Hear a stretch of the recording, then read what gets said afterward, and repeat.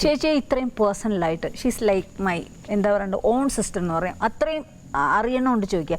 ചേച്ചിക്ക് ഒരു ചെറിയ മടിയുണ്ടെന്ന് പറഞ്ഞാൽ എങ്ങനെ ചേച്ചി അതിനെ പ്രതികരിക്കും?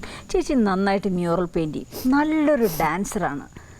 എന്താണ് ചേച്ചി അത് എവിടെയോ മടക്കി വെക്കുകയാണെന്ന് വെച്ചാൽ ഇപ്പം പെയിൻറ്റിങ് ഒക്കെ ആക്ച്വലി പെയിൻറ്റിങ് നന്നായിട്ട് ചെയ്യുമായിരുന്നു. പക്ഷേ ഇപ്പം എനിക്ക് ബാക്കിനൊരു ബാക്ക് പെയിൻ വരാൻ തുടങ്ങിയപ്പോൾ എനിക്ക് മൈന്യൂട്ട് വർക്ക് ചെയ്യുമ്പം പ്രശ്നമുണ്ട്. അപ്പോൾ അത് വെറുതെ ഇരുന്ന് ചെയ്ത് തലവേദന കൊണ്ടുവരണ്ടെന്ന് പറഞ്ഞ് മാറ്റും. എന്തിനും ഏതെങ്കിലും ഒരു എക്സ്ക്യൂസ് കണ്ടുപിടിച്ച്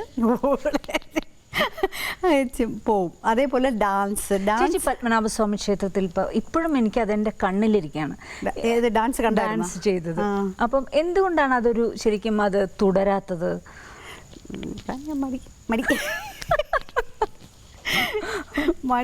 വിടരുത് നമുക്ക് ചേച്ചി, കാര്യം അത്ര നല്ലൊരു പെർഫോമൻസ്. ഏറ്റവും നല്ല ഇഷ്ടം എന്ന് പറയുന്നത് സുരേഷ് ചേട്ടനോട് സിനിമയ്ക്ക് പോവുക, എവിടെയെങ്കിലും പോവുക. കിട്ടാത്തത് അത് മാത്രമേ ഉള്ളൂ. അതുകൊണ്ടാണ് ഇങ്ങനെ എപ്പോഴും പറയും. ഇങ്ങനെ ഏതോ ഒരു ഇൻ്റർവ്യൂവിൽ പറഞ്ഞപ്പോൾ എല്ലാവരും എന്നെ വിളിച്ചു, അയ്യോ ഇത്രയുള്ള ആഗ്രഹം എന്താണെന്ന് വെച്ചാൽ ഒന്നും വേണ്ട, സുരേഷ് ചേട്ടനോട് ഒറ്റയ്ക്ക് സിനിമയ്ക്ക് പോകണം, ആരും സുരേഷ് ചേട്ടനെ ഫോണിൽ കൂടെ വിളിക്കരുത്, പിന്നെ എല്ലാവരും കാണാൻ സുരേഷ് ചേട്ടൻ എനിക്ക് പോപ്കോൺ വാങ്ങിച്ചുകൊണ്ടൊന്ന് തരണം. ഇത്രയാണ് ആഗ്രഹം. ഇത് മാത്രം ഇത് നടക്കുന്നില്ല. ഇതൊന്നും നടന്ന് ഫോൺ കോൾ വരും. അല്ലെങ്കിൽ ഇപ്പൊ പുതിയതായിട്ടൊരു സംഭവമാണ്. ഇത്രയും നാളായിട്ട് മറ്റേ സ്മാർട്ട് ഫോൺ ഇല്ലായിരുന്നു. ഇപ്പൊ പുതിയ ഫോൺ വെച്ചിട്ട് 24 മണിക്കൂർ മറ്റേ ചെവിയിൽ അതും വെച്ചോളി. വിളിച്ചാലേ വിളിയേക്കാത്ത മനുഷ്യൻ ഇപ്പൊ ഇതും കൂടെ വെച്ചോളും. എന്നിട്ട് ഇപ്പൊ നോക്കിയാൽ വാട്സാപ്പാണ്. അത് കണ്ട് തന്നെ ചിരിക്കും, ഇങ്ങനെ കാണിച്ചുകൊണ്ടിരിക്കും. വിട്ടു ഒന്നുമില്ല, സിനിമയ്ക്ക് സിനിമ ഒന്നും വേണ്ട, ഇപ്പം ഇതാണ്. അപ്പോൾ എന്ന് പോപ്കോൺ വാങ്ങിച്ചു തരുമെന്ന് എനിക്കറിയത്തില്ല. വീണ്ടും നമ്മൾ കിറ്റിയിലേക്ക്. കിറ്റി എത്രത്തോളം കിറ്റിയുടെ സിനിമയെല്ലാം കിറ്റിയാണ് ഡബ് ചെയ്യുന്നത്. അപ്പം അതിലൊക്കെ ഉള്ളൊരു എക്സ്പീരിയൻസ് എങ്ങനെ അവൾ ഷെയർ ചെയ്തു? ഡബ്ബിങ് ഞാൻ മോളോട് പറഞ്ഞു, മോള് ചെയ്യണം എന്ന് പറഞ്ഞു. മോള് ചെയ്യണം, കാരണം തമിഴിൽ ഞാൻ ഡബ് ചെയ്യായിരുന്നു, മലയാളത്തിൽ ഞാനല്ല. ചെന്നൈയിൽ ആയതുകൊണ്ട് ഷൂട്ടിങ്ങിന് അവിടെ ഇവിടെ പോകുന്നതുകൊണ്ട് എനിക്ക് ഇവർക്ക് പണ്ടത്തെ മലയാളം അറിയാമല്ലോ, പെട്ടെന്ന് ഒരു മാസം കൊണ്ട് പെട്ടെന്ന് തീർക്കും. അവർ പെട്ടെന്ന് ചെന്നൈയെങ്കിൽ ചെന്നൈ, അല്ലെങ്കിൽ ഇവിടെ എങ്ങനെയെങ്കിലും അവർ ഡബ് ചെയ്യും. അപ്പോൾ ഇവർ ഡബ് ചെയ്യാൻ നേരത്തേക്ക് ഞാൻ ചിലപ്പോൾ ഷൂട്ടിങ്ങിലായിരിക്കും. ഇപ്പം നമുക്ക് വേണ്ടി ഇങ്ങനെ വെയിറ്റ് ചെയ്യില്ല. പക്ഷേ ഇപ്പം അങ്ങനെയല്ല. അപ്പോൾ തുടക്കം തൊട്ടേ മോള് ചെയ്ത് ശീലിക്കണം എന്ന് പറഞ്ഞു. അപ്പോൾ തമിഴും മോളാണ്, പിന്നെ മലയാളത്തിൽ ഇനി ഡബ്ബ ആവാൻ ആദ്യത്തായതുകൊണ്ട് ചെയ്തില്ല. ഈ മലയാളം ആണെങ്കിലും മോൾ തന്നെ ചെയ്യും. തെലുങ്കും ഷീസ് ഡൂയിങ് എന്നാണ്. തെലുങ്കും നീ തന്നെ ചെയ്യണം എന്ന് പറഞ്ഞു. ആദ്യത്തെ പടം തെലുങ്കിൽ മോളല്ലായിരുന്നു, പിന്നെ മോൾ ചെയ്യാമെന്ന് പറഞ്ഞു. അതർ ലാംഗ്വേജിൽ കീർത്തി സുരേഷ് അഭിനയിക്കുമ്പോൾ, കിറ്റി അഭിനയിക്കുമ്പോൾ, അതെ മലയാളത്തിലൊരു ലെജൻഡ് മേനകയുടെ മകളാണ്. നമ്മൾ ചേച്ചി പറയുന്നു കിറ്റിയുടെ അമ്മയായിട്ട് ഞാൻ അറിയപ്പെടുന്നു, പക്ഷെ മറ്റു ഭാഷകളിൽ ചേച്ചിയുടെ മോളായിട്ടാണ് അറിയുന്നത്. അപ്പം അവിടെ പോകുമ്പോൾ ഉള്ള ആ ഒരു എക്സ്പീരിയൻസ് ലൊക്കേഷനിൽ പോകുമ്പോൾ ഇപ്പോൾ ശരിക്കും പറഞ്ഞാൽ തമിഴിലും ഒരുപാട് പടങ്ങളിൽ ഞാൻ അഭിനയിച്ചിട്ടുണ്ട്. മേ ബി മറന്നു കാണാമെന്ന് വെച്ചാൽ ഞാൻ ഈ കോൺടാക്റ്റ് വിട്ടു, ഒരുപാട് നാളായി കോൺടാക്റ്റ് വിട്ടിട്ട്. പിന്നെ ഇപ്പോൾ ഈ മെഡ്രാസിൽ ഇപ്പോഴാണ് വീണ്ടും കോൺടാക്റ്റ്, 80s കഴിഞ്ഞപ്പോഴാണ് വീണ്ടും എല്ലാവരുമായിട്ട് ലൈവായത്. അതുവരെ ഇങ്ങനെ വളരെ ഡെഡായിട്ട് ഇങ്ങനെ ഇരിക്കുമായിരുന്നു. അപ്പോൾ അവിടെ ചെന്നപ്പം ഒരു ഇത് കിട്ടി. പിന്നെ ഈ തമിഴിലും എല്ലാവർക്കും അറിയാം, മിക്കവാറും വിജയകാന്ത് അദ്ദേഹത്തിൻ്റെ കൂടെ അഭിനയിച്ചിട്ടുണ്ട്, സത്യരാജ, ശിവകുമാർ സാർ, രജനി സാർ, പിന്നെ ശിവാജി ഗണേശൻ സാർ, എല്ലാവരും കൂടെ അഭിനയിച്ചിട്ടുണ്ട്. അപ്പോൾ ഇതാരാണ്? കീർത്തി ആരാണ്? മേനക സുരേഷിൻ്റെ മകളാണ്. ഏത് നമ്മുടെ നെറ്റിക്കണിൽ അഭിനയിച്ച മേനക, കീഴ്വാണം ചിവക്കുമ്പിൽ അഭിനയിച്ച മേനക എന്ന് അവർ വീണ്ടും അത് ഓർത്തെടുക്കാൻ കീർത്തി എനിക്ക് വീണ്ടും ഒരു ഇതായി ഈ ഒരു ഇതിൽ. അതേപോലെ ഇപ്പോൾ മോള് ഇപ്പോൾ തെലുങ്ക് പടത്തിൽ ചെന്നപ്പോഴും പറഞ്ഞെന്ന് പവൻ കല്യാൺ സാറിൻ്റെ കൂടെ അദ്ദേഹത്തിൻ്റെ കൂടെ അഭിനയിക്കുകയാണ്. അപ്പോൾ അതുകൊണ്ട് അഭിനയിച്ചുകൊണ്ടിരിക്കുമ്പോൾ പറഞ്ഞു, ആരാണ് കീർത്തി? അപ്പോൾ എൻ്റെ അമ്മ ആക്ട്രസ്സാണ്. ഓ, ആരാണ് പേര്? മേനക എവറു? ഏത് മേനക എന്നൊക്കെ ചോദിച്ചെന്ന്. അപ്പം ചിരഞ്ജീവിയുടെ കൂടെ പുന്നമിനാഗിലൊക്കെ അഭിനയിച്ച് ഏത് മേനക ഗാറു എന്ന് പറഞ്ഞത്. ഫോട്ടോ കഴിഞ്ഞ ഇത് മേനക വച്ച് ഇവങ്ക பொண்ணு தான் நான். உடனே டைரக்டர் தெரியுமா, இவங்க யார் தெரியுமா, நம்ம பழைய மேனகா இருக்காங்கல்ல, സെയിം. അത് അവർക്ക് റിക്കലക്ട് ചെയ്യാനായിട്ട് ഒന്ന് ഓർത്തെടുക്കാനുള്ള ഒരു ബ്രിഡ്ജായിട്ട് കീർത്തി എനിക്ക് വന്നിരിക്കുകയാണ്. അപ്പോൾ ഇപ്പോൾ ഈയിടെയായിട്ടൊരു ഷോർട്ട് ഫിലിം ചെയ്തു, ഈമ എന്നും പറഞ്ഞിട്ട്. അപ്പോൾ പ്രതാപ് പൊത്തനും ഞാനും കൂടെ അഭിനയിച്ച ഒരു ഇതാണ്. അപ്പോൾ ലിജു ആണ് ഡയറക്റ്റ് ചെയ്തത്. 10 മിനിറ്റ്സിൻ്റെയാണ്. അപ്പോൾ അത് നല്ലൊരു ഇത് കിട്ടി അതിന് വേണ്ടിയിട്ട്. അപ്പോൾ അത് എന്നപ്പോഴേക്കും തമിഴിൽ എഴുതിയിരിക്കുകയാണ്. കീർത്തി സുരേഷിൻ്റെ അമ്മ മേനക സുരേഷ് പഴയ നടിയാണ്, അവർ വീണ്ടും അഭിനയിച്ചിരിക്കുകയാണ്. അങ്ങനെയാണ് ഇത് വായിച്ച് ഞാനും സുരേഷും കുറേ നേരം ചിരിച്ചു. ഞാൻ പറഞ്ഞു കുഴപ്പമില്ല, ഇങ്ങനെ അതൊരു സന്തോഷമല്ലേ ഉള്ളൂ എന്ന് പറഞ്ഞു. എന്നുവെച്ചാൽ അത് ഓർത്തെടുക്കാന്ന് വെച്ചാൽ സന്തോഷം. ഇനി പിന്നെ രേവതി സുരേഷിൻ്റെയും അമ്മ മേനക എന്ന് പറയുന്ന രീതിയിൽ മോളും കൂടെ വരണം എന്നേ ഉള്ളൂ എനിക്ക് ആഗ്രഹം. ഷീസ് എന്താ പറയണ്ടത്, വേറൊരു ഏരിയയിൽ അവൾ പെർഫോം ചെയ്യണം. അവള് ഫുൾ സിനിമയിൽ ഡയറക്ഷൻ അങ്ങനെയൊക്കെ എന്തൊക്കെയോ മനസ്സിൽ പ്ലാൻ ഉണ്ട്. അതല്ല ഇതുപോലെ എപ്പോൾ അവളുടെ ഒരു ചാൻസ് എപ്പോഴാണ് സിനിമയിൽ എനിക്ക് തോന്നുന്നു ഓൺ സ്ക്രീൻ വരുന്നത് ചേച്ചി, പക്ഷേ of screen she's very live. കാര്യം രേവതി കലാമന്ദിർ സുരേഷ് ഏട്ടൻ്റെ പാഷൻ അനുസരിച്ചാണ് നടത്തുന്നതെങ്കിലും അത് വളരെ ഭംഗിയായിട്ട് കൊണ്ടുപോകുന്നുണ്ട്. അത് രേവതിക്ക് എന്താ പറയണ്ടത്, കാരണം എനിക്ക് തോന്നുന്നു സുരേഷ് ഏട്ടൻ്റെ അടുത്ത് എതിരെ നിന്ന് കാര്യങ്ങൾ സംസാരിക്കാൻ ഞാൻ വേസ്റ്റാണ്.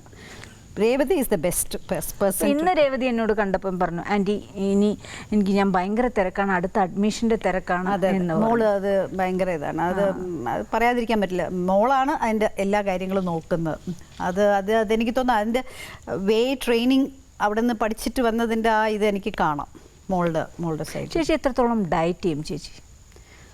ഡയറ്റ് അങ്ങനെയൊന്നുമില്ല, ഞാൻ എക്സസൈസ് ചെയ്യും, യോഗ ചെയ്യും. അതെ, യോഗയ്ക്ക് പോകാൻ പറ്റിയില്ലെങ്കിൽ എന്തെങ്കിലും വാക്കിങ്ങോ ഒരു ദിവസം എന്തെങ്കിലും ചെയ്തിരിക്കണം, വാട്ട് എവർ ഇറ്റ് ഇസ്. അങ്ങനെ പിന്നെ സ്വിമ്മിങ്ങിന് പോയിക്കൊണ്ടിരുന്നു. പക്ഷെ സ്വിമ്മിങ്ങിന് പോയപ്പം ഈ ക്ലോറിൻ ഇതുകൊണ്ട് ഡാർക്ക് സ്കിൻ വരുന്നു എന്ന് പറഞ്ഞിട്ട് ഞാൻ അത് നിർത്തി. പിന്നെ മസ്റ്റായിട്ട് യോഗ ചെയ്യും. മെഡിറ്റേഷനാണ്, അറ്റ്ലീസ്റ്റ് വെറും മെഡിറ്റേഷനെങ്കിലും ചെയ്യുക, അത് തന്നെ നല്ലതാണ്. പ്രാണായാമം ചെയ്യുന്നത് നല്ലതാണ്, അത് ചെയ്യും. പിന്നെ പ്രാണായാമം ചെയ്യുമ്പോൾ തന്നെ നമുക്ക് വലിയ വിശപ്പ് തോന്നില്ല, അതിൻ്റെ തന്നെ കൺട്രോളാണ്. പിന്നെ വെജിറ്റേറിയനാണ്, അൺവാണ്ടഡ് ജങ്ക് ഫുഡ് കഴിക്കത്തില്ല. നമ്മുടെ മലക്കറികളോ പച്ചക്കറികളോ എന്താണെന്ന് വെച്ചാൽ അതൊക്കെ കഴിക്കും. ഫുഡ് കാർബോഹൈഡ്രേറ്റ് മാക്സിമം കൺട്രോൾ ചെയ്യും. വേണം, എനർജിക്ക് വേണ്ടി വേണം, പക്ഷെ അത് കൂടുതൽ വേണ്ട എന്നുള്ള രീതിയിൽ. അപ്പം അത് കൺട്രോൾ ചെയ്യും. സോ കൺട്രോൾഡാണ്.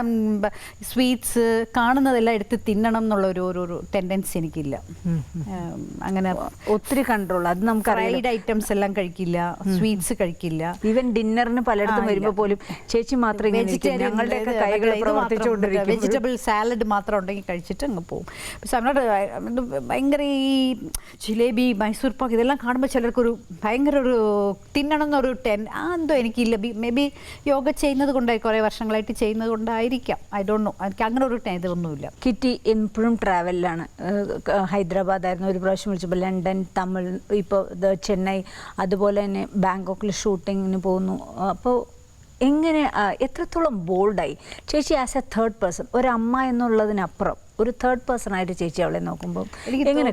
രാവിലെ ഫ്ലൈറ്റ് ആണെങ്കിൽ അവൾ തലേദിവസമാണ് പറയുന്നത്, അമ്മ നാളെ ഞാൻ ഓസ്ട്രേലിയ പോവാണ്, വിജയ് സാറിൻ്റെ കൂടെ ഭൈരവപ്പടത്തിൻ്റെ സോങ്. അങ്ങനെയാണ് മോൾ എന്നോട് പറയുന്നത്. അല്ലാണ്ട് അമ്മ കൂടെ വരണമെന്നോ അച്ഛൻ കൂടെ വരണമെന്നോ എനിക്ക് ആരെങ്കിലും വേണമെന്നോ മോളും പറയല്ല. ഷീസ് എന്താ പറയാൻ, ബോൾഡാണ്. ഹാപ്പി ഇങ്ങനെ ബോൾഡായിട്ട് നമ്മൾ വളർത്തിയിട്ടുണ്ടെന്നുള്ളത്. ഞാൻ വളർത്തിയോ അതോ തന്നെ വളർന്നതാണോ എന്ന് എനിക്കറിയത്തില്ല. പക്ഷെ ഷീ നോസ്. ഞാൻ പറഞ്ഞില്ലേ, നേരത്തെ പറഞ്ഞില്ലേ, ഹൗ ടു ഡീൽ.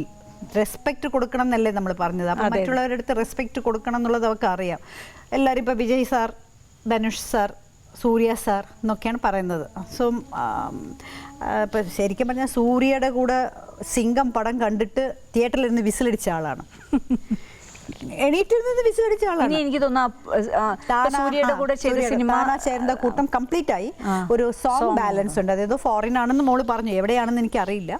പിന്നെ പോസ്റ്റ് പ്രൊഡക്ഷൻ നടക്കുന്നു, ഡബ്ബിങ് മോള് ചെയ്യണം, അതിനുവേണ്ടി വെയിറ്റ് ചെയ്തിരിക്കുകയാണ്. അപ്പോൾ അത് എനിക്ക് തോന്നുന്നു, ഞാൻ പറഞ്ഞു സൂര്യ സാറിനെ കണ്ടിട്ട് എന്ന്, ഞാൻ വളരെ ഇതായിരിക്കുകയാണ് കേട്ടോ, അന്ന് വിസിലടിച്ച പോലെ ഒന്നും നേരെ കാണിക്കില്ല. ബിക്കോസ് അവളുടെ സിനിമയെ കൊച്ചിലേ തൊട്ട് സ്നേഹിച്ചതുകൊണ്ടും ആക്ടിങ്ങിനോടുള്ള ഒരു പാഷനും അതും ഉള്ളതുകൊണ്ട് I think she knows too. സിനിമയ്ക്കൊപ്പം വളർന്നാണ്, അറിയാതെ സിനിമ കണ്ട്. എനിക്ക് ഭയങ്കര സന്തോഷം എന്താണെന്ന് വെച്ചാൽ മോളുടെ ഇൻ്റർവ്യൂ വളരെ ബോൾഡാണ്, നന്നായിട്ട് പറയുന്നത്. നമുക്കൊന്ന് ഇൻ്റർവ്യൂ ഒക്കെ ഇങ്ങനെ അങ്ങനെ പറഞ്ഞാൽ എനിക്ക് പറഞ്ഞു കൊടുക്കേണ്ട ഒരു കാര്യമില്ലായിരുന്നു. എന്നുവെച്ചാൽ ആദ്യത്തെ ഇൻ്റർവ്യൂവിൽ തന്നെ മനസ്സിലായി, ഓക്കെ ഷീസ് ഓക്കെ, നമുക്കൊന്നും പറയേണ്ട കാര്യമില്ല. നല്ല കളറ് കൃത്യമായിട്ട് അങ്ങ് ചെയ്തോളൂ. പിന്നെ she doesn't bother about any gossips. അതാണ് നമുക്ക് സിനിമയിലെ ഏറ്റവും സ്പെഷ്യൽ ക്ലാപ്സ് നമുക്ക് വേണ്ടതാണ്. എന്നുവെച്ചാൽ ഗോസിപ്സ് വായടയ്ക്കാൻ പറ്റില്ല. പിന്നെ ഈ ഗോസിപ്സിനെ മോൾ എടുക്കുന്നത് പോസിറ്റീവായിട്ടാണ്. നമ്മൾ വളർന്നു വരുന്നതും നമ്മൾ നന്നായിട്ടിരിക്കുന്നതുകൊണ്ടാണ് ഗോസിപ്സ് വരുന്നത്. നമ്മൾ ഒന്നുമില്ലാതെ ആവുകയാണെങ്കിൽ നമ്മളെക്കുറിച്ച് ആരും ഒന്നും പറയാൻ പോവില്ല. So I took it as A positive thing എന്നാണ് പറഞ്ഞത്. അതൊക്കെ വിട്ടേക്കുമ്പോൾ ഞാൻ പറഞ്ഞു ഇങ്ങനെ വന്നല്ലോ, അന്ന് വിടമ്മ, ഡോണ്ട് കെയർ. ഞാൻ സിനിമയിലാണ്, പക്ഷെ നമുക്ക് വന്നപ്പോൾ എനിക്കൊന്നും തോന്നുന്നില്ല. പക്ഷെ നമ്മുടെ മോളെക്കുറിച്ച് എന്തെങ്കിലും പറയുമോ എന്നുള്ളത് നമുക്കൊരു വെപ്രാളം കാണും. അപ്പം അങ്ങനെ ആദ്യത്തെ 2-3 പ്രാവശ്യം ഞാൻ ചോദിച്ചു. അതോടുകൂടി അവൾ പറഞ്ഞു അമ്മ ജസ്റ്റ് നെഗ്ലക്ട് ദാറ്റ് എന്ന് പറഞ്ഞു. അല്ലെങ്കിലും ഏറ്റവും വലിയ കാര്യം എന്ന് വെച്ചാൽ ഇഗ്നോർ ചെയ്യാന്ന്. അതെ, ഇഗ്നോർ ഏറ്റവും വലിയൊരു കാര്യം. എന്റെ കാര്യത്തിൽ നമുക്ക് ഇഗ്നോർ ചെയ്യാൻ നമ്മൾ പഠിച്ചിട്ടുണ്ട്. പക്ഷെ മോളുടെ കാര്യം എന്ന് പറയുമ്പോൾ അവിടെ ഒരു ഇതാണ്. അപ്പം അത് ഞാൻ 2 പ്രാവശ്യം ചോദിച്ചപ്പം she's not bothering, then why should I bother? അപ്പം ഞാൻ അതങ്ങ് വിട്ടു. എനിക്ക് കിറ്റിയുടെ ഒരു കാര്യം എന്ന് പറഞ്ഞാൽ എത്ര തിരക്കാണെങ്കിലും നമ്മുടെ കോമൺ ആയിട്ടുള്ള കല്യാണങ്ങൾക്ക് എല്ലാം കിറ്റി വരും. എങ്ങനെ കിറ്റി ടൈം മാനേജ്? അത് പറയാതിരിക്കും, അത് സുരേഷ് ചേട്ടൻ്റെ സ്വഭാവമാണ്. ഫ്രണ്ട്സ് എന്ന് പറഞ്ഞാൽ ജീവന. ഏത് ഫ്രണ്ടിൻ്റെ കല്യാണം എവിടെയാണെങ്കിലും 8 മണിക്കൂർ കാറിൽ പോയാലും ശരി, എവിടെ പോയാലും പോവും, അറ്റൻഡ് ചെയ്യും, അടുത്ത ദിവസം ഷൂട്ടിങ്ങിന് ഓടും. അത് ടൈം അത് മെനക്കെട്ട് ഫാമിലിക്ക് വരുന്നോ ഇല്ലയോ. പക്ഷെ ഇപ്പം ശരിക്കും പറഞ്ഞാൽ നമ്മുടെ സുരേഷ് ചേട്ടൻ്റെ മകളുടെ കല്യാണത്തിന് ഫ്രം ഓസ്ട്രേലിയയിൽ നിന്ന് നേരെ വിജയും കിറ്റിയും കൂടെയാണ് വന്നത്. ശരിക്കും ചെന്നൈക്ക് പോകേണ്ടതാണ്.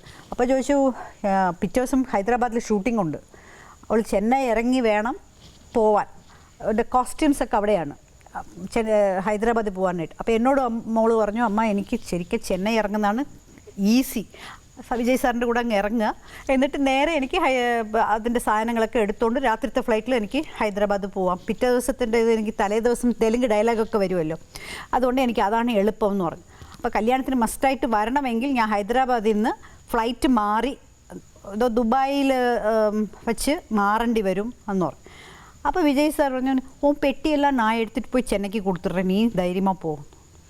ആക്ച്വലി ബാഗെല്ലാം വിജയിൻ്റെ കൂടെ പോയി.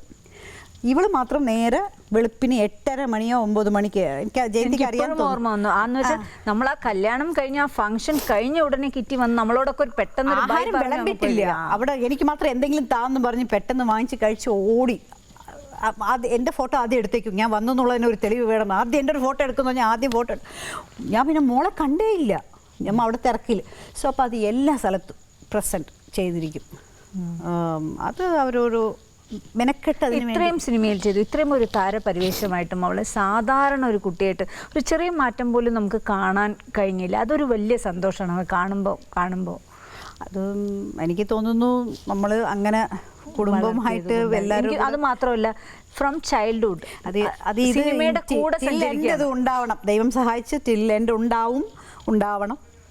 അതിന് ഏറ്റവും വലിയൊരു കാര്യം എന്ന് വെച്ചാൽ ഫ്രം ചൈൽഡ്ഹുഡ് അറിയാതെ സിനിമയുടെ കൂടെ നാച്ചുറലി അങ്ങ് സഞ്ചരിക്കുകയാണ്. അവർക്ക് ഇതില്ല. ഇപ്പം തന്നെ ഇപ്പം നമ്മുടെ ട്രിവാൻഡ്രം ക്ലബ്ബിൽ നമ്മുടെ ഡയറക്ടർ കെ മധു സാർ, ഞാനാണ് കീർത്തി എപ്പോൾ കൊച്ചിൽ ഇവിടെ ക്ലബ്ബിൽ സുരേഷ് കുമാറിൻ്റെ മേനയുടെ മകളാണ്. തീർന്നു. പിന്നെ അടുത്ത പ്രാവശ്യം സാർ കഴിഞ്ഞ തവണ ഞാൻ പരിചയപ്പെട്ടില്ലേ സുരേഷ് കുമാറിൻ്റെ മേനയുടെ മകൾ കീർത്തി തന്നെ.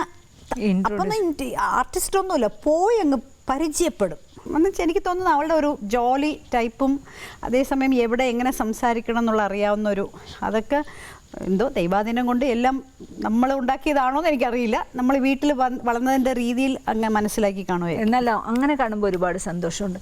സിനിമാ വിശേഷങ്ങൾ പറയാൻ പറ്റുന്ന ഒരു കുടുംബം ആരുടെ കാര്യമെടുത്താലും സിനിമയിൽ ചെന്ന് നിൽക്കും. അതൊരു മഹാഭാഗ്യമാണ്. സമയം പോയതേ അറിഞ്ഞില്ല. ഒരുപാട് സന്തോഷം ചേച്ചി. ഇനി വരുന്ന മാച്ച് ബോക്സ് ഒരു നല്ല സിനിമയായിരിക്കട്ടെ. വീണ്ടും സിനിമയ്ക്ക് സംഭാവന ചെയ്യാൻ കഴിയട്ടെ. Thank you so much. Thank you.